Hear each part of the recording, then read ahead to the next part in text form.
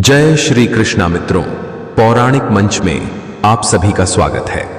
मित्रों, आज हम सुनाने जा रहे हैं कंजूस पिता की कहानी, जो बहुत ही ज्ञानवर्धक है। तो चलिए चलते हैं कहानी की तरफ। गांव के एक छोटे से घर में राम प्रसाद नाम का एक व्यक्ति अपने परिवार के साथ रहता था। गांव के लोग उसे एक बात के लिए खास तौर पर जानते थे, उसकी कंजूसी। राम प्रसाद जितना पैसा कमाता था, उससे कहीं ज्यादा उसे बचाने में दिलचस्पी रखता था। उसकी पत्नी कमला और 2 बच्चे मोहन और सीमा भी उसकी इस आदत से परेशान थे, लेकिन वह किसी की सुनने वाला नहीं था। उसके लिए पैसा ही सबसे बड़ी चीज थी। राम प्रसाद की यह कंजूसी इतनी बढ़ गई थी कि वह बच्चों की जरूरतों पर भी ध्यान नहीं देता था। मोहन और सीमा पढ़ाई में बहुत अच्छे थे, लेकिन उनके पास अच्छे कपड़े और जरूरी चीजें नहीं थीं। किताबों के लिए भी उन्हें हमेशा इंतजार करना पड़ता था। कमला हर दिन सोचती थी कि आखिर कब राम प्रसाद बदलेगा।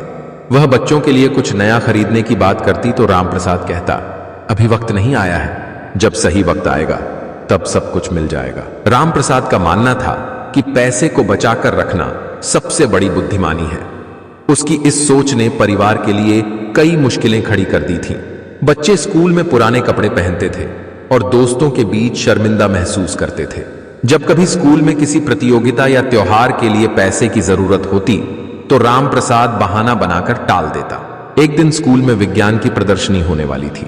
मोहन को उसमें भाग लेने का बहुत मन था, लेकिन उसके पास मॉडल बनाने के लिए जरूरी सामान नहीं था। जब उसने अपने पिता से पैसे मांगे तो राम प्रसाद ने उसे डांटते हुए कहा, यह सब बेकार की चीजें हैं, तुम पढ़ाई पर ध्यान दो, यह सब फिजूल खर्ची के काम है। मोहन बहुत निराश हुआ। उसके दोस्त नए नए मॉडल बना रहे थे और वह खाली हाथ था। सीमा भी हर रोज अपने दोस्तों को अच्छे कपड़े पहने देखती और सोचती कि उसके पास भी कुछ नए कपड़े होते तो कितना अच्छा होता।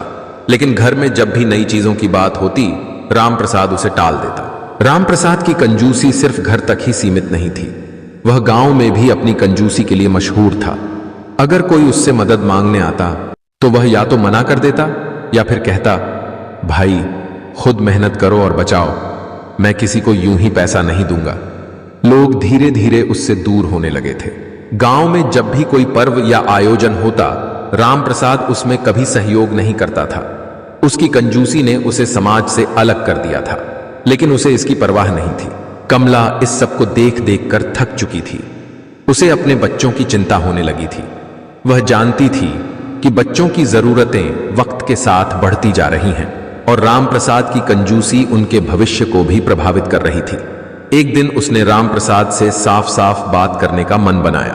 रात का वक्त था, बच्चे सो चुके थे। कमला ने धीरे से कहा, राम प्रसाद, तुमने कभी सोचा है कि तुम जो कर रहे हो वह हमारे बच्चों के लिए कितना नुकसानदेह हो सकता है? मोहन को विज्ञान प्रदर्शनी में हिस्सा लेना था, लेकिन तुमने उसे पैसे नहीं दिए। सीमा को नए कपड़े चाहिए, लेकिन तुम हर बार बहाना बना देते हो। राम प्रसाद ने उसकी बातों को हल्के में लेते हुए कहा, तुम्हें पैसे की अहमियत नहीं समझ में आती। कमला, हम अभी जो बचा रहे हैं वह हमारे बच्चों के ही काम आएगा। जब सही समय आएगा तो हम सब कुछ करेंगे। कमला ने ठंडी सांस भरते हुए कहा, तुम्हारे सही वक्त का इंतजार करते करते बच्चे बड़े हो जाएंगे। उनकी इच्छाएं अब पूरी नहीं हुई तो फिर कभी नहीं होंगी। कुछ समय बाद मोहन की 10वीं की परीक्षा नजदीक आ गई। उसे एक नई साइंस की किताब की सख्त जरूरत थी। उसने फिर से अपने पिता से पैसे मांगे, लेकिन राम प्रसाद ने वही पुराना जवाब दिया, अभी इसकी जरूरत नहीं है, पुरानी किताब से काम चला लो। इस बार मोहन ने ठान लिया कि वह चुप नहीं रहेगा। उसने अपने पिता से सीधा सवाल किया, पिताजी, आप हमेशा पैसे बचाने की बात करते हैं, लेकिन क्या आपने कभी सोचा है कि हम क्या महसूस करते हैं?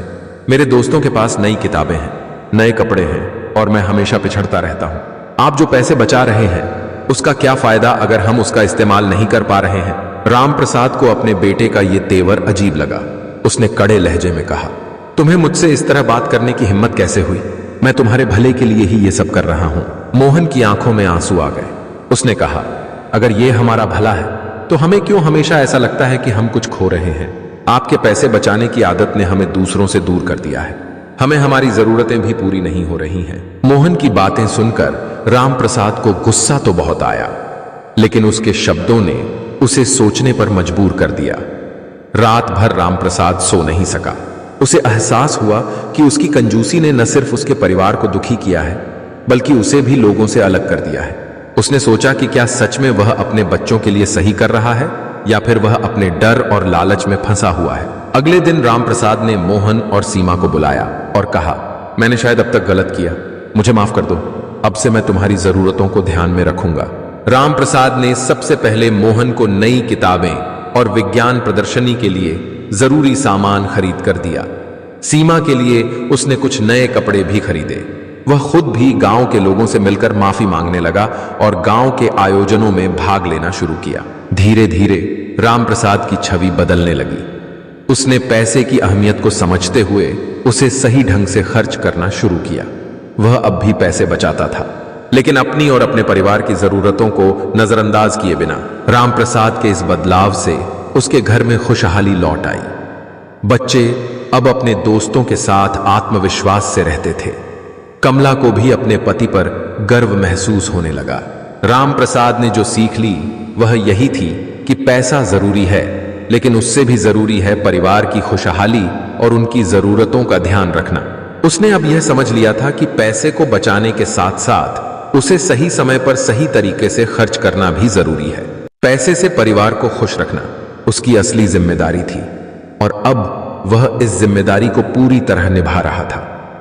रामप्रसाद की कंजूसी ने उसे बहुत कुछ सिखाया, लेकिन अंत में उसने अपने परिवार की खुशियों को सबसे ऊपर रखा और यही उसकी असली जीत थी।